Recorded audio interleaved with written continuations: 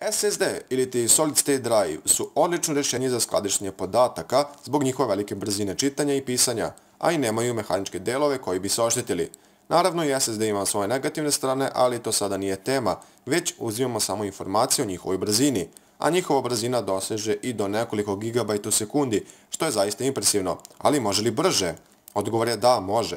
A odgovor dolazi u vidu RAM disk rešenja i u tom slučaju brzine dosežu 7 do 10 GB u sekundi ili više. Ovo je odlična opcija za programe koji rade sa više manjih fajlova često, na primjer browser cache. Jer RAM ima jako malo kašnjenja u pristupu fajlovima, poznata kao latency, to jest latenciju, što omogućava velik broj operacija u sekundi. A kako vi možete odvojiti nešto RAM-a i napraviti particiju za fajlove? Veoma lako. Preuzmite neki RAM disk software, na primjer SoftPerfect RAM disk, preuzmite program i instalirajte ga. Instalacija je naravno uobičajena. Kada se program pokrene, imate jednostavan interfejs, a potrebno je da kliknete na zeleni plus i podesite koliko RAM-a želite da odvojite, slovo particije, da li želite da program simulira hard disk za tu particiju, što je nešto sporije, ili želite da sistem prepozna particiju kao USB flash drive.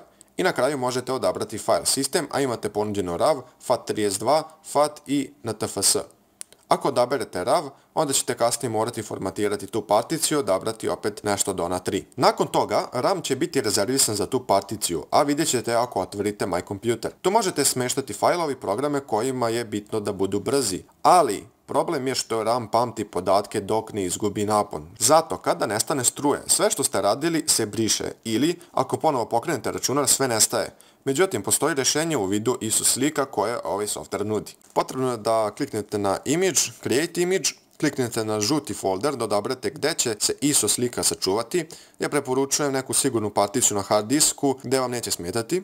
Zatim količinu RAM-a koju želite da rezervišete, to je u stvari veličina ISO slike, ali ona će zauzeti toliko RAM-a koliko upišete. Opet file system, možete odabrati NTFS i potvrdite za OK. Sad u programu obrišite ako ste kreirali privremeni disk, to jest onaj što gubi fajlove kada se računar ugasi, i idite na Image, Mount Image i odaberite onu istu sliku koju ste sačuvali, to jest kreirali u prethodnom koraku. Odaberite slovo particije i potvrdite sa OK. Sada ćete vidjeti novu particiju i sve što budete čuvali na njoj će ostati tu i nakon gašenja računara. Sve operacije će se odvijati unutar RAM-a, ali pri gašenju računara program će sačuvati izmene u onoj ISO slici i ponovo učitati kada se sistem pokrene.